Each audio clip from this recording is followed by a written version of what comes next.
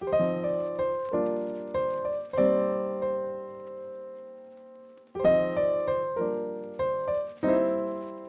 to Sarajevo, Bosnia and Herzegovina's capital. This city is still one of the underrated cities in Europe because a lot of people still think about the recent war. But nowadays it's a multicultural city with loads of things to do and to discover. And in this video I'm gonna tell you the best things to do in Sarajevo. And we are already at the first thing to do, the Sibili Fountain. I hope that's how you pronounce it. I'm sorry for pronouncing things wrong. I'll do my best. They say if you drink from this fountain, you're gonna come back to Sarajevo. Looks like I'm coming back to Sarajevo.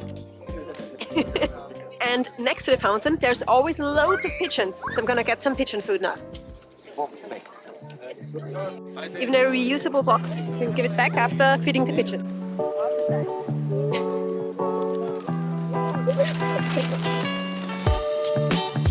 That did not work as planned.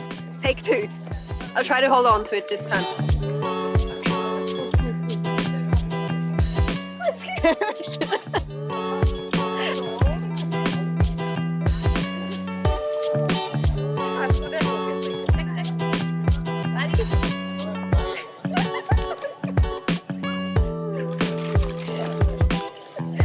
This was fun, but a bit scary. I was scared that they're gonna bite my head. This is the oldest street of Sarajevo, and in it you can find a lot of handmade copper souvenirs, and actually you can even see people making the products right now. So very cool.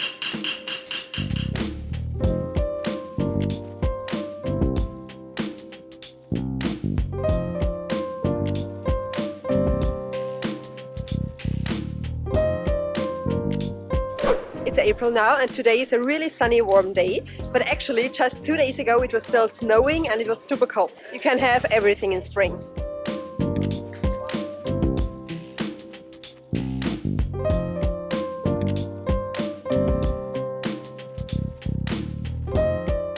Behind me is the Gazi Husrev Bazaar. It used to be like a silk market and now it's just a souvenir market. It looks very cool inside, but it smells a little bit like smoke. So actually I prefer the stalls in the alleys. But yeah, still worth a look. And Sarajevo is a perfect place to see different cultures living together in harmony. You can see that here with a compass. Sarajevo is a city connecting the west and the east. You can see that from the culture, but also from the architecture. Like in the west, you have all the modern buildings, and in the east, you have like all the old school buildings.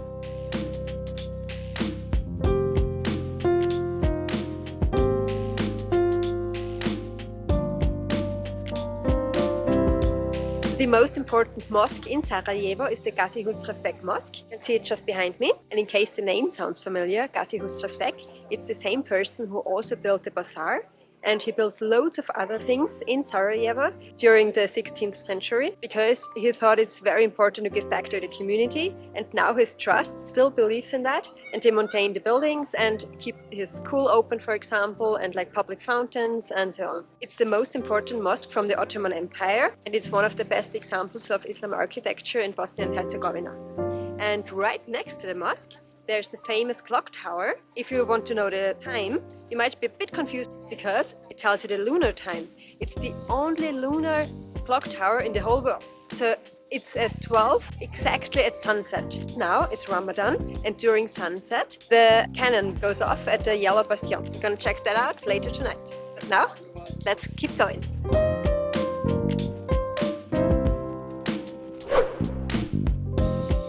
I'm standing in front of the oldest synagogue in Sarajevo. It was built in the 16th century, and during the time it got damaged a lot, like many times, but it kept being rebuilt. Now it's a museum about Jewish history in Bosnia and Herzegovina, but during Jewish New Year they still celebrate in there. But otherwise it's a museum today. But yeah, oldest synagogue in Sarajevo.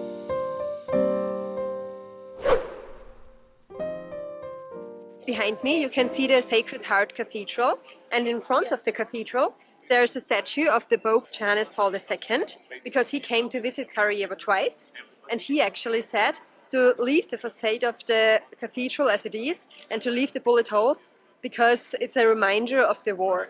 The Bosnian War only ended in 1995, so not that long ago, and a lot of people died during the war.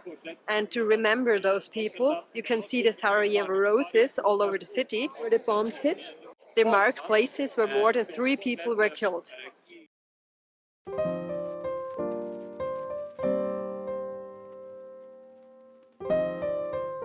We're walking to the place that shaped world history now. The place where Archduke Franz Ferdinand was shot, which started the First World War. It happened right there in front of the museum. A lot of people think he was shot on the bridge, but actually he was not shot on the bridge, but here at the intersection. You can see the footsteps of where the assassin stood.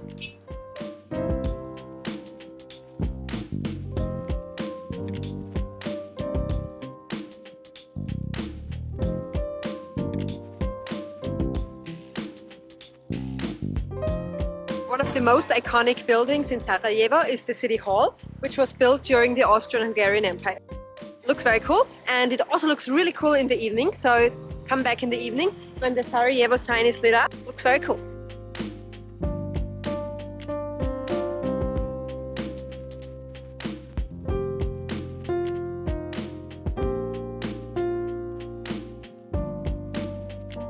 One great way to see all the sites in Sarajevo is with a free walking tour. I did a free walking tour with Meet Bosnia, but there's loads of other tour companies as well.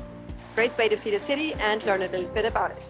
For some tours you can just show up, or you can book a tour online. If you want to book it online before your trip, you can check out the link in the description. We're having some Bosnian coffee now, and we're sitting outside even though it's getting a little bit chilly, but inside you're allowed to smoke, so it kind of stinks inside. So we're gonna have our coffee outside. That's very strong coffee. And actually I don't drink coffee. I'm gonna switch to my tea. Got some Turkish tea. Turkish tea with pomegranate. Ooh, wow, super sweet. More my kind of thing.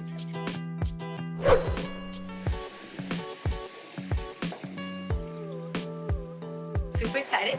We're going up to the hill now in a cable car. And I think in 1984 there were the Winter Olympics in Sarajevo, and the bobsleigh track is still there.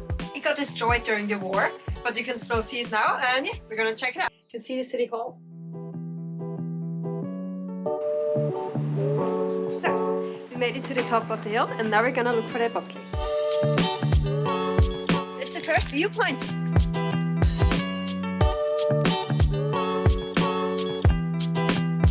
I think we found the start of the bobsleigh track. No, we need to find it a different way.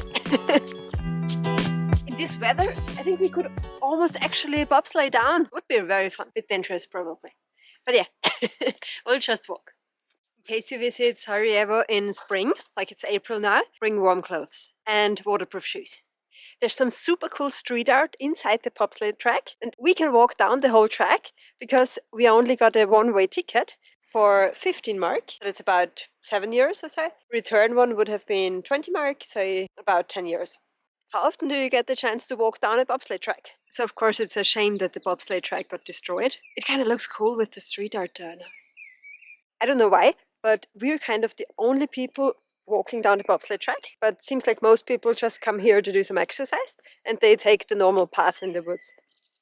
Walking down this bobsleigh track and in general around this area is very safe, but you need to watch out where you walk because there's still a lot of undetonated mines in Bosnia and Herzegovina. So yeah, if you want to explore nature, make sure to check beforehand if it's safe to do so. That was the mascot of the Olympic Games here. Very cool. That was the end of the bobsleigh track, and now it's just a walk through the forest. Back to the starting point of the funicular. We thought it's not that far of a walk, but yeah, it still took 1 hour after the end of the bobsleigh track to get back down here. It's a nice walk through the forest. It's quite steep though. When you walk through the city, you can still see a lot of bullet holes in many buildings. The constant reminder of the war that didn't finish that long ago. I'm walking down Sniper Alley. It's a big boulevard leading into the city, and it's just crazy how many bullet holes you can see in the buildings here. It was really dangerous for civilians to walk here because there were so many snipers trying to kill them. About 8,000 people were killed at the massacre of Srebrenica. Very important to not forget that and to remember the victims. We're gonna check out one of the most visited museums in Sarajevo, the War Tunnel Museum or Tunnel of Life Museum. I guess it's also called Tunnel of Hope. The tunnel was about 800 meters and it was built during the siege of Sarajevo, and it was the only way to bring food and weapons into Sarajevo. It was very interesting to see that, but unfortunately I didn't know that I should have downloaded the app beforehand. There's like an audio guide app, but yeah, Wi-Fi didn't work.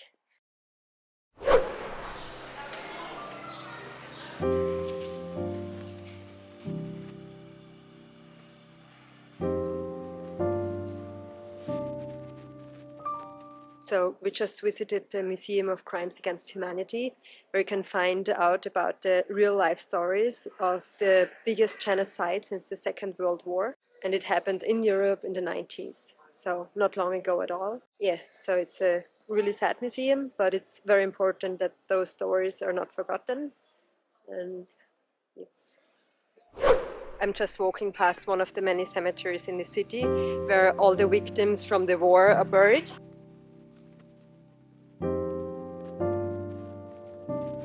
Walking towards the Yellow Bastion now. There's a cannon, and actually right now it's Ramadan.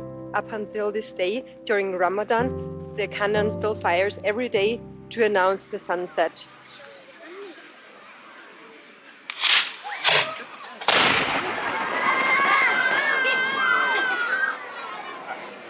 I didn't know it's fireworks when it comes out. So loads of people here. Everybody brought some food, and now the sun is set, so they can eat.